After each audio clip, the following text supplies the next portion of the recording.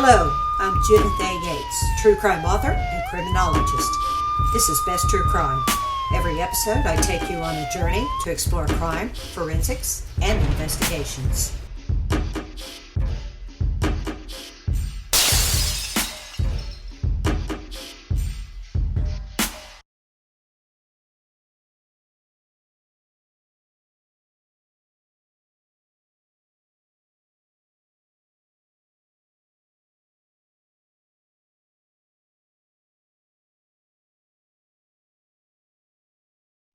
If this gate isn't open by the time I light this fuse, I will blow us all to hell. That's what George Curtis was warning in the deadly 1931 prison break in Leavenworth.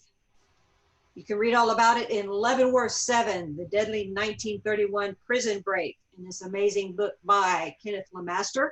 I loved this book. I love this book because, having worked at the federal prison system, I felt like I was right back in there, but back in time in history. Leavenworth is this place that we toured once upon a time, and I'll tell you, if you've ever gotten a chance to drive by or even tour Leavenworth, you know you are in a prison when you tour Leavenworth or see it. And today we are talking to Mr. Kenneth M. Lemaster, the author of this book, and who is just this amazing author and writer. And door one control, tell us about your background, Mr. Lemaster. Originally started my career in corrections at the U.S. military prison at Fort Leavenworth.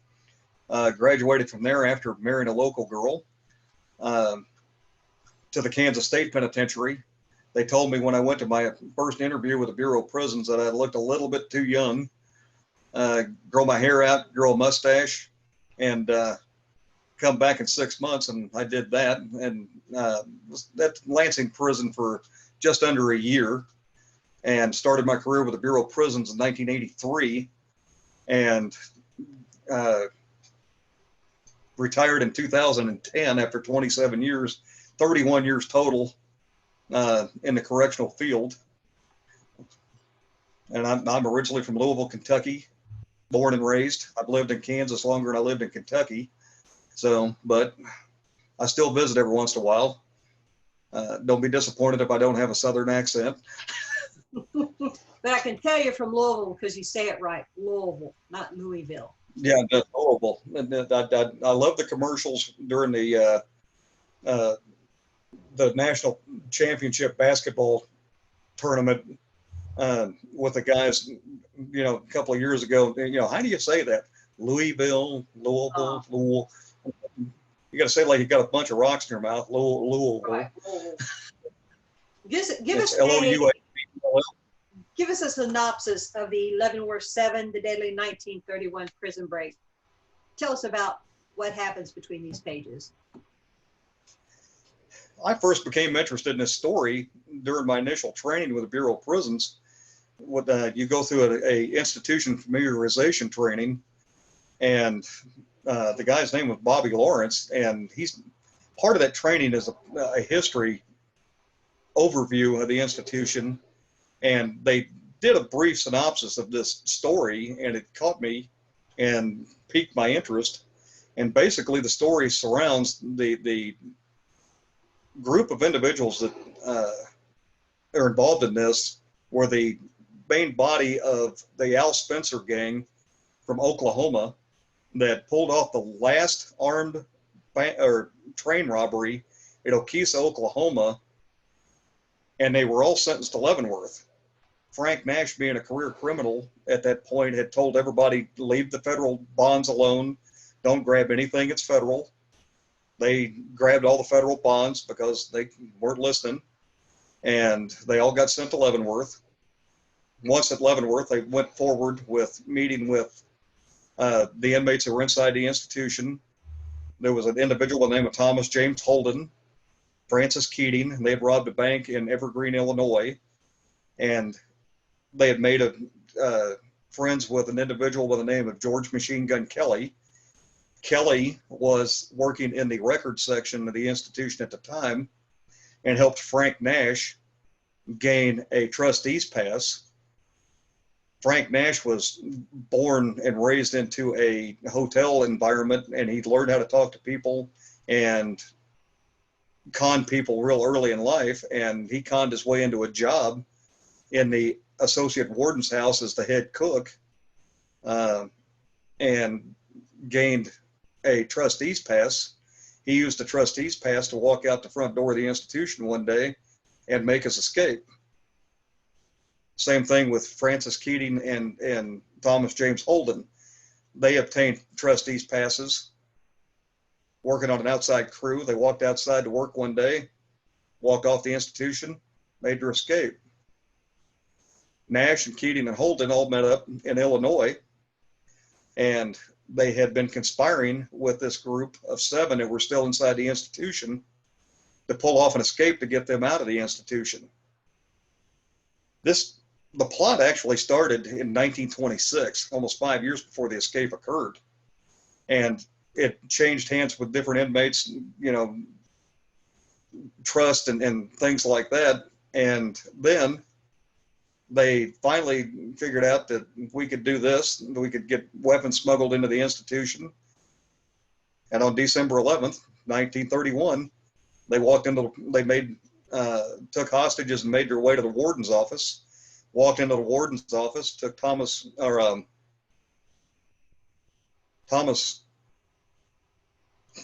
this is going to be a place where you're going to have to edit, Thomas Bruce White, the warden, hostage, and made their way down the front steps of the institution. Well, Frank Nash, Thomas James Holden, and Francis Keating, several days before, had been involved in a bank robbery that had ultimately wound up killing the vice president of the bank's son and another gangster, and they were on the run because Nash had been shot. So they were told the night before by the underground post office that if they went out that morning, it was going to be on their own, that they weren't going to be there to pick them up. And when they started out across the lawn, they were on their own. They were going to go steal the warden's car. Well, Thomas Bruce White was a former Texas Ranger, former railroad detective, former FBI agent, and was smart enough to know what was going on in his office when they first broke in, and he took his keys out of his pocket, threw them under the desk. They got to the house, and he didn't have any keys to the car. So they ran towards the street, which is Metropolitan Avenue, and got there. They had thought about commandeering a bus, and then they seen a carload of soldiers coming down the street, and they commandeered the car and made their way. And they even asked the warden, what's the fastest way out of town? And the warden actually told them the truth. He told them, you go this way and you could be out of here and nothing flat. Well, they thought the warden was lying, so they took the next turn and they left pavement. It wound up axle deep in mud. And from there, the adventure started. They were hounded by military. They were hounded by over 1,000 posse members that anybody that could carry a gun and knew the landscape of the outlying farming community joined in the fracas, and they didn't get very far, about 3 miles. That's what makes this story too, is when I was reading this book, I honestly felt like I was sitting in the getaway cars, because I don't want to give away how the book ends, because that's part of the fun of this book. I was sitting in the getaway cars, but then I was also riding along with the posse. And that's what made this book a fun read, but it was also a page turner. What inspired you to write this book? First of all, when Bobby Lawrence gave us the overview of the history of the institution, it was just a brief synopsis of, they took the warden hostage and went down the front steps, and that was about what it was. Well, the curiosity factor got stuck in my head about, I've got to figure out more about this story than what it is. Well, it took me on a 30-year journey, almost a 30-year journey, of every time I got a chance, I could find a newspaper article about it in the local library, any museum, anything that I could find and latch onto. And I'd actually seen actual newspapers come up for sale on eBay that I bought, had people knew that I was collecting information about this, give me various information. One of the principal characters in the book that was taken hostage as a 16-year-old girl, later in her life, she was the aunt of one of my wife's family relatives, and she actually did an audio tape of her experience that day, and I obtained a copy of that audio tape. And the way she told the story, you could still tell that even later in life she was reliving the ideology of what had happened and the memories of what had happened on that particular day in graphic detail.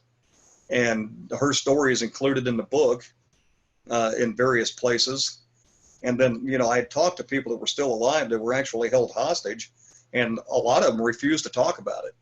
That's something I would just not want to talk about again. And I always, when people tell me that it's a bad memory or they don't want to talk about it, I allow it to just lay there and go. I don't press the issue. I don't, because people deal with things on their own level, and I'm not bringing bad memories up for anybody. Well, then one day I got this bright idea. Well, why don't I just send a FOIA request to the FBI and see what they got? Well, I sent a FOIA request to them. About 10 days later, I get this, 10, 15 days later, I get this letter in the mail from the FBI. We have located the files. We're sending you what we have. And I'm thinking, well, cool. I'm going to get about 10 or 12 pages of something that, will add to, whatever.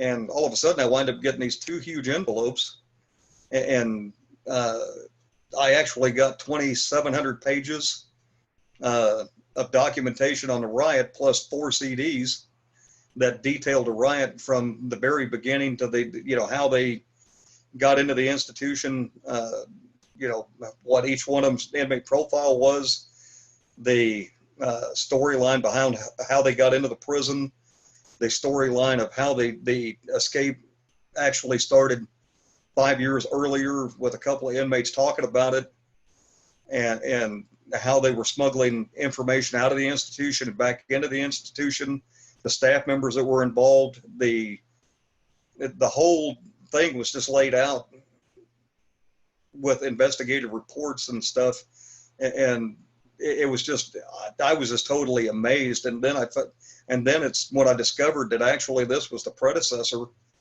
to the Bonnie and Clyde shootout at Eastham Prison, where they smuggled weapons into the institution to help their compatriots get out of prison.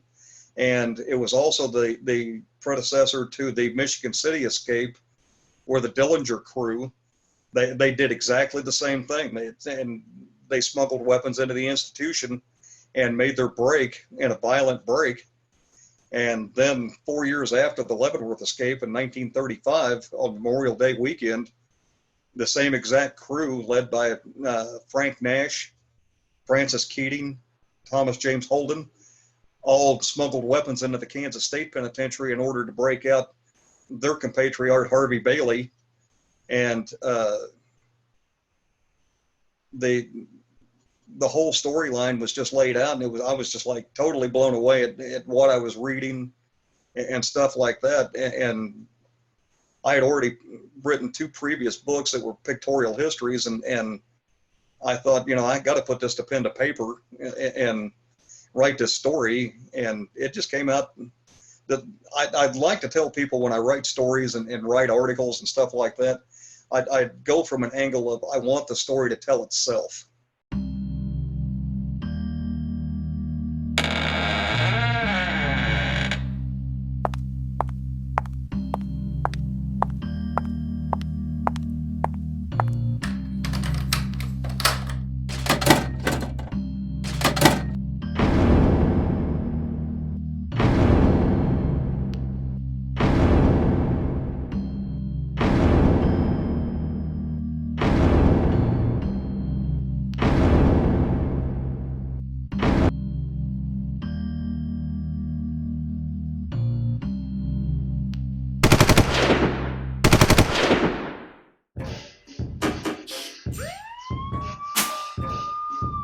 you for joining me on this episode of Best True Crime. I'm Judith A. Yates, and I hope you subscribe. Be sure to visit truecrimebook.net and be safe out there.